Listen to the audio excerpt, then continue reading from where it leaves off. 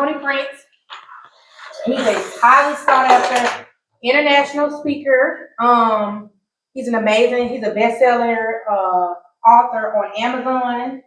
And I'm getting this off here. Okay. He's a personal development strategist. He has a YouTube channel, a podcast. And we're so thankful that he came to join our little brokerage. You know, don't despise small beginnings, as the Bible says. Yeah. So let's give it up for Mr. Sakoni Prince. Thank you so much. Good morning, everybody. I am super excited to be here. I am grateful, in fact, for the opportunity to be able to actually pour into you, because that's what I believe that I've been called to do. It's not just up here talking and motivation, but my slogan is I'm Sakoni Prince of SakoniPrince.com, where we make motivation personal by introducing you to yourself. Because I honestly believe that people really don't understand what it is they have and what they bring to the table. Because if you understood that, your motivation, it comes from the inside.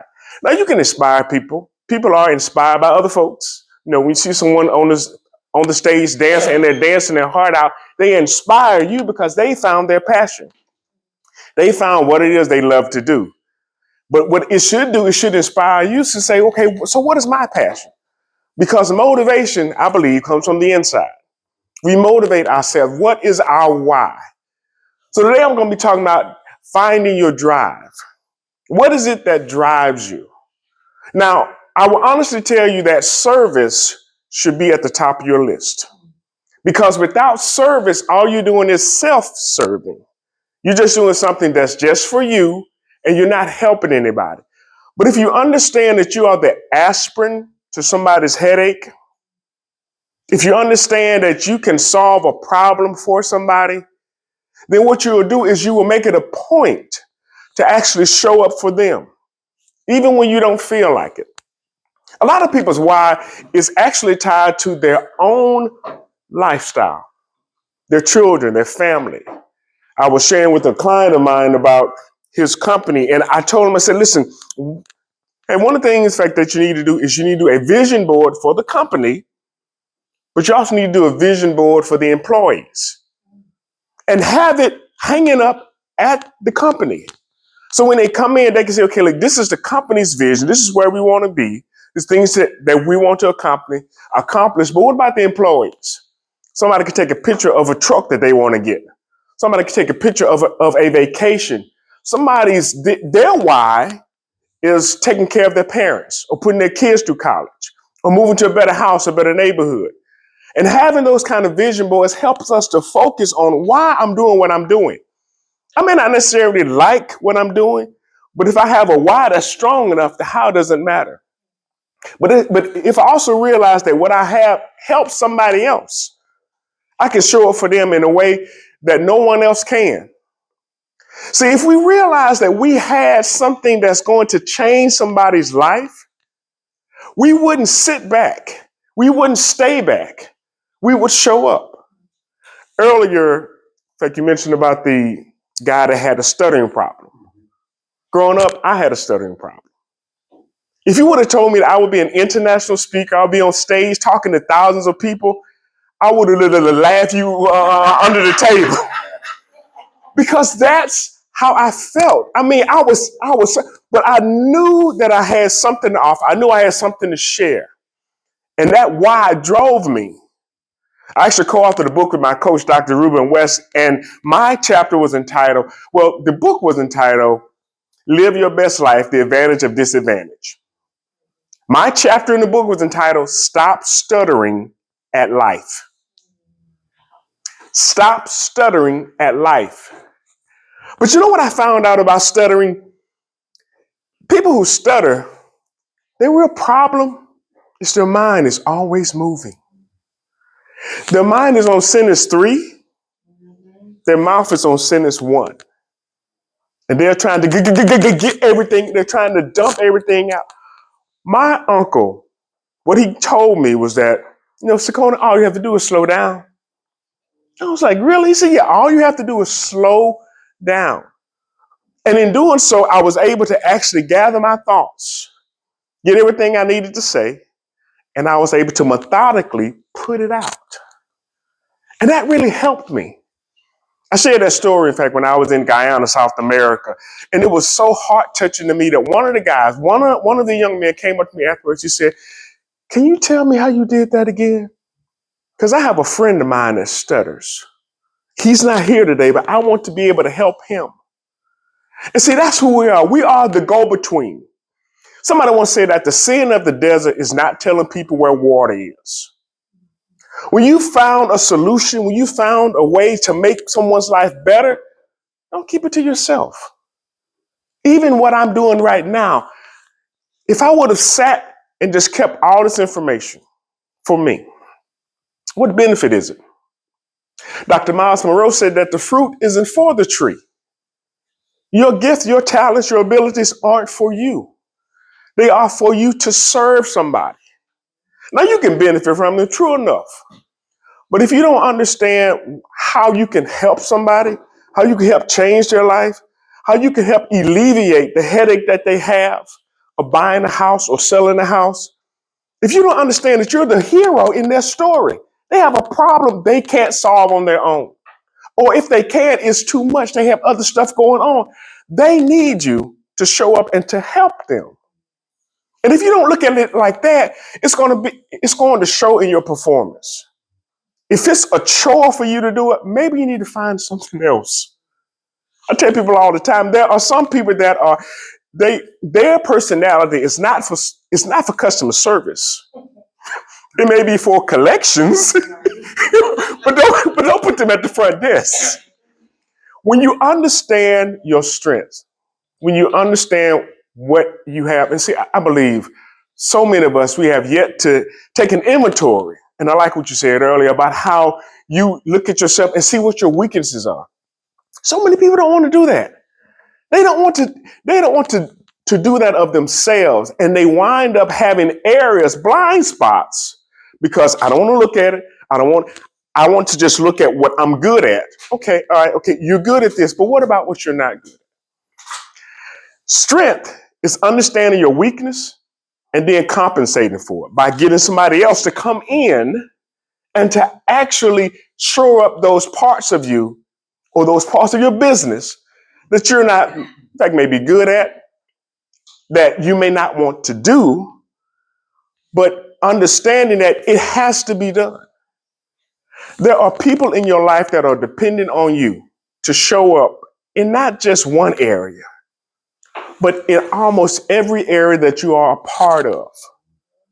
And so many of us, we are so quick to say, well, I can't do this, so I can't do that. Okay, fine. Find somebody who can. Find the solution. I'm a part of a business group. They have all different disciplines, all different genres of business. And it helps me to have a pool of resources when someone says, I'm having a problem with my HVAC. I know a guy. I meet with him every week for lunch. I need my home appraised. I know a guy. I need somebody to actually change my tires. I know a guy that owns a mobile tire shop. He will come to you, put on a whole new set of tires, balance, rotate everything at your job, at your home, wherever you are. But the fact that I have connected myself with resources that I may not be strong in, but I know someone who is, and because I meet with them on a regular basis, they have become a network of mine.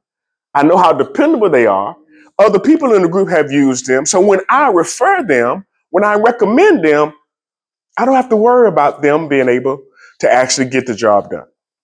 Now, when it comes to you and your business, when it comes to you, networking is the lifeblood of whatever you do. Networking is the lifeblood of whatever you do. And our connections are our currency. Our connections are our currency. The people that we know, and not just that we know, but who know us, they can connect you to folks that you may not ever meet. Yesterday, I went and got a haircut, and my barber was telling me about a guy that teaches at South, who's a motivational speaker, and he shared his contact information with me. And I texted him yesterday, and I realized when I texted him, I had already connected with him, but it was a couple of years ago. So I was doing a follow-up, but staying top of mind, reminding your family and your friends what you do, helping them to understand if you hear of anybody who needs, and I mean, you may have to say that because people's minds, they vacillate back and forth.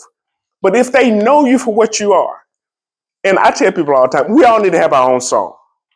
We all need to have our own slogan. We all need to have our own song because if you sing it enough, you teach people the words. I bet you right now, if I were to play 24 Karat Magic, if you've heard it and if you like the song, you'll start singing. No one handed you a sheet of paper. No one gave you the lyrics, but you listened to it enough to where you're like, I know this. I can go places right now around the country, and folks that know me, when they see me, they'll say, this is Sakoni Prince of SakoniPrince.com, where he makes motivation personal. We're introducing you to yourself. I've sung my song enough. All of the videos on my site, I start with that. I close with that. It's somewhere in there. So what is your song? What is your slogan? Who are you? Package it. Put it in the words and start singing it. Because when people see you, they'll know, okay, you're so-and-so of this company and you do this. Tell your name, who you work for, what it is you do. It's just that simple. Tell your name so they'll know. Instead of saying that lady, they'll say your name with what company and what it is you do. And if you need help doing that, I can help you with that as well. But I want to make sure that you have the tools you need to present yourself, because we're always selling, whether we believe it or not. People are buying and selling all the time. The question is, what are we selling? And why are we selling it? I'm selling motivation. I'm making it personal because I want you to understand that you have something to give the world. There are other people, when I show up, they tune me out. They don't listen to me. I don't have the background. I don't have the history. And that's okay. I wasn't called to go to them. But for those who hear me, who resonate with my message, those are the ones I've been called to serve. And if I knew everybody I was supposed to make an impact on, I would make a list. I would go grab coffee, lunch, dinner, whatever I needed to do. And once I got through that list, I would go do something else. But since I don't know who they are, I have to keep showing up. I have to keep singing my song. I have to keep telling them who I am and what it is I do. Because that way they will say, hey, I need to talk to him. Hey, something you say really resonated with me. Hey, can you help me in this area? Can you come speak to my employees? And I've done that time and time again. Had an opportunity to actually speak for Roto-Rooter. And I told them, I said, you are the Ruth Chris of plumbing. And they were like, wait a minute. I said, you are the Ruth Chris of plumbing. And I gave them an example. I said, okay, imagine if you've gone to Ruth Chris, which I had their steak. It was amazing. But imagine going there and you sit down at a table and your light is flickering. Okay, all right. That's kind of messed up. You get up and you go to the restroom and one of the stalls says out of order.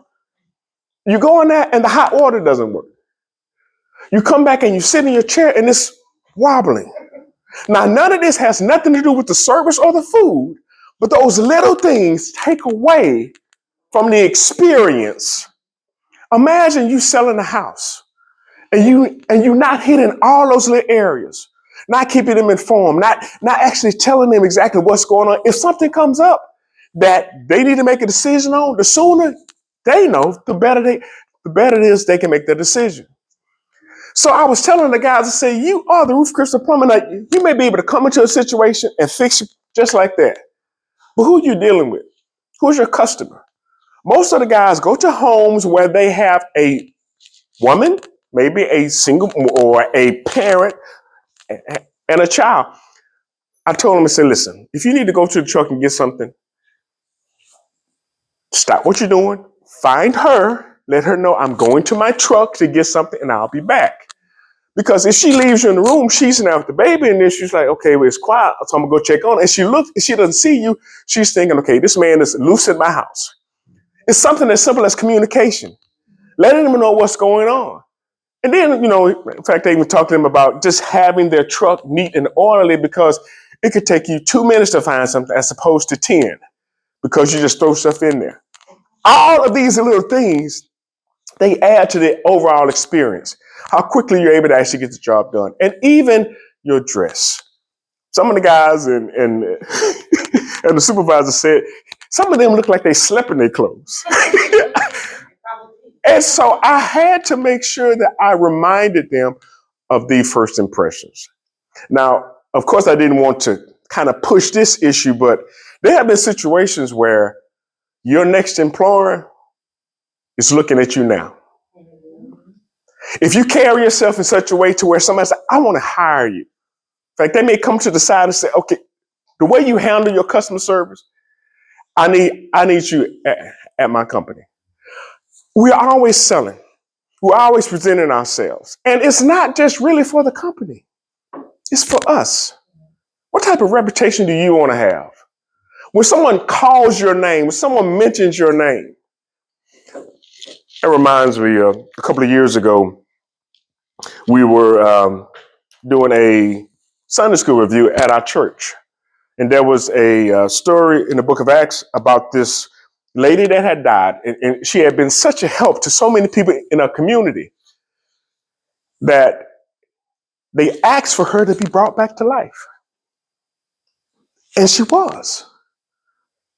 And everybody looked at that, but I looked at it from a different perspective. I said, okay, if that was you, would anybody lobby to get you to come back? Would anyone say, she was such a help, he was such a help, can you please bring them back? And a lot of people, they started saying, oh, well, in fact, my family probably wouldn't have said that. My neighbors wouldn't have said that. My kids wouldn't have. And then that, again, that's why, to me, personal development is so important, because if you never develop as a person, you take the same thinking from one job to the next, from one client to the next, from one business to the next, from one diet to the next, from one goal to the next. If you never develop, if you never see your weaknesses and turn them into strengths, if you never evaluate where you are versus where you want to be, you'll never be able to move closer to that. Every GPS, I don't care whether you're Apple or whether you're Android, every GPS, you have a destination. Okay, good. Where are you? If your locations aren't turned on, it's going to ask you, where are you? Because in order to get to where you're going, it has, okay, where are you now? Because you may be right next to where you need to go. It may be 3,000 miles away. But if you're not honest enough with yourself with where you are right now, how can you get to where it is you want to go? And that's one of the hardest things that people have to actually evaluate themselves and see, what can I do better? But I know for me, my drive is to look on the faces of the people that I talk to. A couple of years ago, I had a chance to do a conference. I called it a summit because it was based on my book, Are You Climbing the Wrong Mountain? About finding your true purpose. So I turned that into a summit. I call it Are You Climbing the Wrong Mountain Summit. And my coach, he wasn't able to attend that year, but he actually asked me on our weekly conference call, he said, what was the best part of your summit? And I told him my keynote. And not because of me speaking, but because when I was up on stage, I could see the faces of the people. I could see them nodding. I could see them receiving, in fact, what it was I was giving. Now, while I was sitting in the audience, and I had some incredible speakers up there, I wasn't looking to the left. Are y'all getting this? I was so busy focused and getting stuff for myself. But when I was on stage, I had a chance to really see the impact, see the difference I was making. And you know what? Putting on events, and I know that you know this, they are heart-wrenching because there are so many moving components, coordinating, getting people to come in and speak and all of that. And you wonder, am I making a difference? Is it going to be a success? Who's going to show up? Who's going to be there? Who's going to make who is going to get the impact? But if you don't realize who you're doing it for, my coach told me, he said, are you for the cause or are you for the applause? Are you for the cause or are you for the applause? Because if you're doing it for the cause, it doesn't matter who's clapping or not. You will make a difference. And Zig Ziglar says you don't have to be great to start, but you have to start to be great. Bruce Lee said, I'm not afraid of a guy that knows 10,000 kicks. He says, I'm afraid of a guy that has practiced one kick 10,000 times. When you are doing your selling, are you proficient at it? Are you the best at it? Do you anticipate stuff that can happen and could happen and should happen? In fact, do you have a certain amount of foreknowledge as to what needs to be lined up? How can you make this process even more smooth? Is there other people that need to be kept in the loop? Is there someone else I need to talk to? Is there someone else that we need to actually bring to the table so I'm not repeating myself over and over and over again? Is there another, in fact, decision maker? Who do I need to carbon on this email? How soon, in fact, do I need to ask for the appraiser? I mean, all of these things. You know your business better than I do. But if you don't come at it from a standpoint of how can I be better, not than my competition, but better than I was yesterday. Because your competition is going to come and go.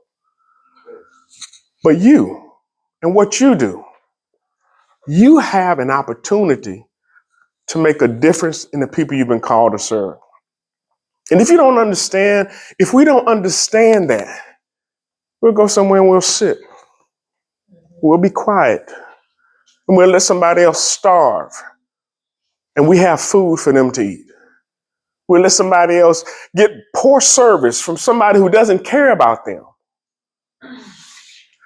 So I want to encourage each of you to make it a point to find out why it is you're doing. Remind yourself, even if you have to put it up on a board, if you have to write it on a sticky note, put it on your mirror, on your car, remind yourself why you're doing this.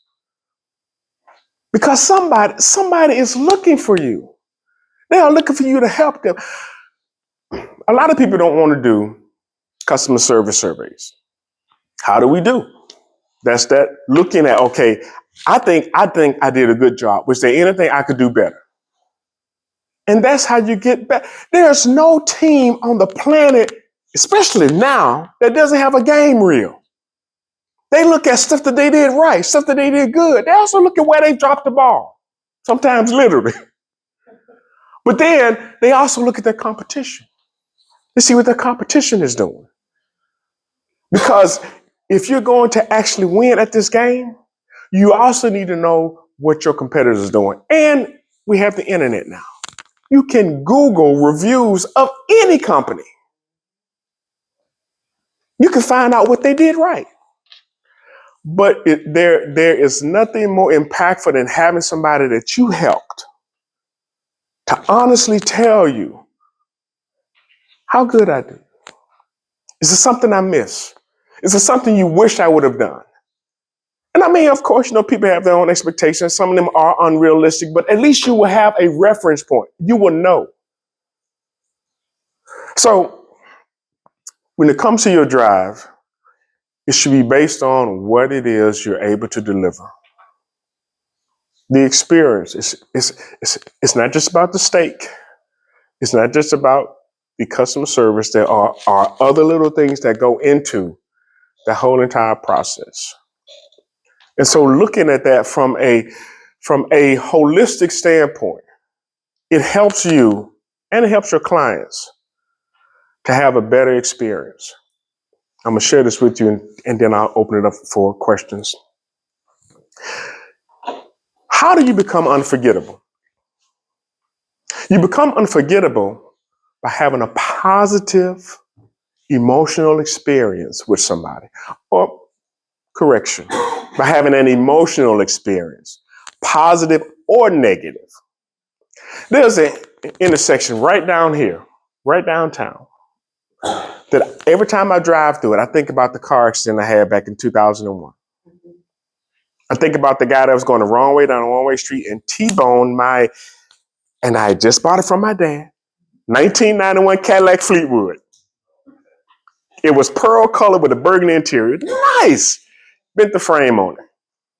Every time I drive that intersection, every time I think about that accident. Why? Now, I drive through intersections all around Mobile.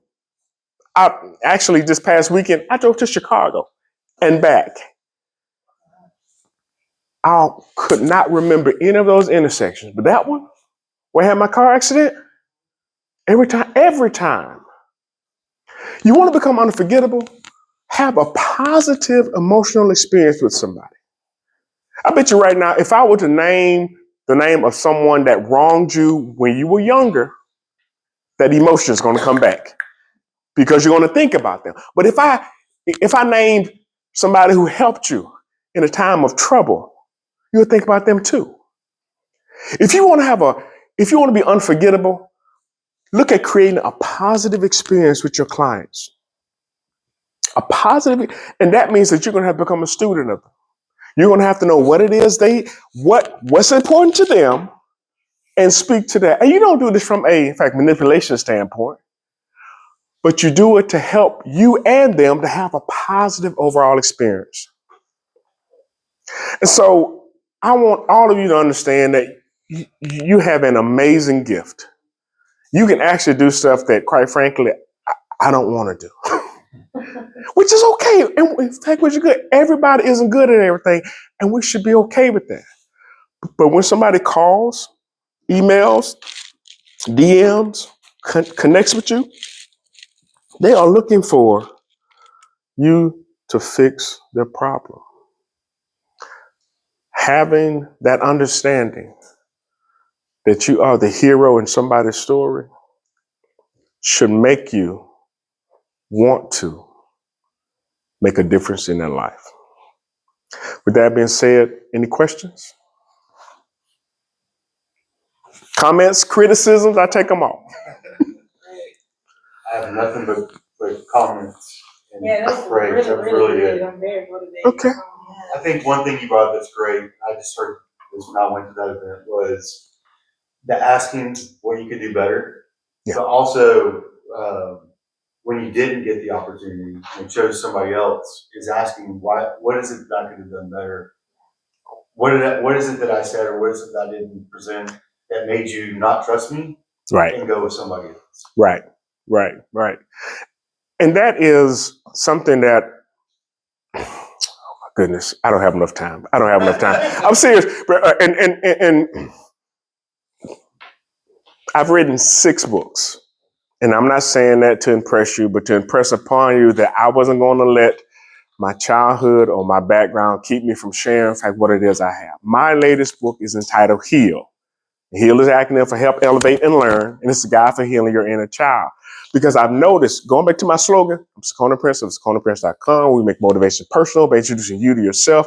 I realized I left out a component of that introduction because I was trying to introduce people to their adult version of themselves.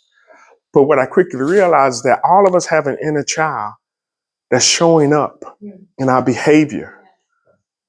And if we don't acknowledge and deal with that, it sometimes keeps ruining situations. And so if our inner child doesn't like to be criticized or to be corrected, then what happens is, no, we don't ask. I don't want to know why you didn't pick me because that's going to hurt me. I'm just going to ignore that. But it happens again. And you're not, so why not again deal with that part of yourself and then get the help you need so that you can be able to say, okay, so why didn't I get picked? What could I have done better? How could I have met your expectations sooner? So yeah, we have to be open to that level of feedback because that's how you get better.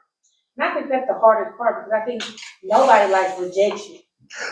True. Or confrontation. And a lot of times in real estate, not a lot of times, but sometimes it does end in that, and we don't never ask why. We just assume because, like you said, maybe inner child think, well, maybe it was just cheaper, or maybe they knew them, or maybe that's why they charge a cheaper commission or something like that. So I think sometimes, and I just think in general, it's sometimes uncomfortable to hear other people's perception of you, and that it could be really the reality of you. Right. I have a neat story of, Owen called me about showing a house. It was my first time ever showing a house, new agent, you know, so I'm super duper nervous. I show up at this place and I thought I nailed it. Like, I met this couple there. I'm like, I nailed it. I just followed them around, you know. Right. Well, I get a call that night and she's like, one of the first questions she asked me, and she's from, where She's from the UK. UK. Yeah. She's like, can I ask you how long you've been an agent for? And I was like, 2. Yeah. And I was like, so anyway, I pointed her in the direction. I was like, my brokers, they're amazing. You know, I'm on their team. Right. Take care of you. So I just fed into that. But one of my first questions to her was, how did you know? Like Right. I did, can you positive feedback here so that I Right. can become better? Right. You know, she never responded to tell me how she knew I was a new agent, but it was my first sale with Owen, you Right. know. Uh-huh. So we stayed in there. It wasn't just like, even though I was new, it wasn't a complete loss. you Right, know. right. And so, yeah, but asking that question. I do have one other question. Sure. Affiliation of coaches or therapists that you know that believe and teach in the same way that you do. Like, I'm looking for name drops for real. You know what I mean? Like, Okay. Are you local? yes. Okay. All right. Well, I would say this, that if you go to my website, saconiprince.com/heal, you will actually get a chance to look at all of because I do a weekly podcast and they're all on there. And I've had therapists from around the country on it. And it's also sponsored by BetterHelp, like, believe it or not. And I have an affiliate link on there as well. There are a couple of local. It's a great day. My name is. No, that's me too. That's him. I have there are a couple of local ones, in fact, that I can connect you with. But yeah, it's always helpful to, again, better yourself, because I really don't. We have to, no matter where you go, you're there. Yeah. And if you never develop, in fact, you take the same person across the pond, around the world. So do it for yourself. Don't do it for somebody else. Do it for you. Because even like I shared, and if she goes to my website, on the same page here, if you go down to the bottom, I have bonus content. And if you're only doing it for somebody else, what happens when they leave? What happens when they die? Do you stop? But if you're doing it for yourself, then you have all the motivation you need. Yeah, if you click here, yeah, that one there. If you follow the biggest people in the world, they have coaches, they have therapists, they have, I mean, you know, look at Owen and them who's growing, you know, they're always searching for somebody to, you know, build. Right. Someone to actually stress them. And actually, my coach, Dr. Ruben West, is one of Les Brown's platinum speakers. Okay. Yeah. Actually, in fact, if you can scroll up to the top for a second, or just go back. And click on now, I had a chance last year, if I had to go to, like, Nairobi, Kenya. And, scroll up a little, because it's Probably going taking a while to load. Yeah, okay, so that's my coach, Dr. Ruben West, but we had an amazing time over there. And he actually, if you scroll up a little bit, he did a press release. And I thought he sent us like 8. He sent us over 200 outlets around the world, which I thought was incredible. And if you have about 20 minutes to kill, scroll down a little bit. So you can actually see, because I chronicle my flight there, had a chance to actually speak at Parliament. Scroll up a little. Okay, so here went to, in fact, Safari, spoke at Parliament, had a Wakanda gala. And on Safari, we actually happened upon a pride of lions that had just killed a water buffalo. Wow, so that's already cool. Yeah, scroll down some more. Thankfully. Well, now, up. We have to go back to the Safari. And scroll down. Up, down. Some more. Right here. Okay. Oh, wow. Yeah. And I mean, they were, Oh, wow. and this was like out in the open. I mean, there were no fences, nothing. What are y'all in? Are y'all in a Jeep or something? Yes, we're actually in. Yeah, it's one of those. Actually, top goes up, but it seats like 16 people. But yeah, I mean, they were. I said, no way. Oh man, but yeah. But yeah. So if you go to my website, and like I said, if you don't have anything else to do, then you can actually go through all that. But my latest endeavor, like I said, is Heal, and that has just been. It's been so transformative because a lot of people, they hadn't made the connection between childhood trauma and current day behavior. They said, well, that's just where I am. I said, well, it's not what you do, but why? Why do you respond like that? Why do you react like that? Why does that piss you off? Why does that make you over the moon happy? Why? And understanding current behavior connected to childhood trauma can help you address it and deal with it. But I do have some local context I can share with you. Yeah, I love that. Okay. Anything else? Any other questions, comments? Thank you. Thank you. Appreciate it. One more question. Yes, sir. So, because I'm a big believer in this. When did you start getting coached? I started getting coached when I went as far as I could on my own. Yeah. And that's the type of person I am. Once I've exhausted my knowledge, I become the best student. Yep. The best student. Because I've tried this, that didn't work. I've come to the end of myself and I realized there's more.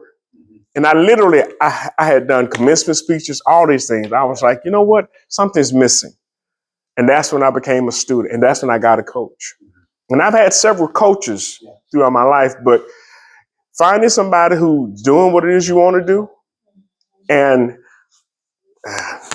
I wrote a book entitled, Are You Smart Enough to Play Dumb? And it's a guy for starting and running a small business. And what I ran into was a lot of entrepreneurs. They're like, I do this and I do that and I'm this. Okay, good. And that's fine. But there's something that you're not good at. So when you go to a situation, are you spending all your time talking about what it is I do? No. You can just get around somebody that knows more than you and learn something. Be quiet long enough to learn something. Are all your books on links to this site? Yes, actually, if you go back up. I just went to Amazon and found it. Yeah. Okay. You can Google them and all of them. Yeah. And I didn't open with this. This is normally my signature opening, but I tell people the easiest way to remember my name is to write it on a check. With that being said, thank you. All right.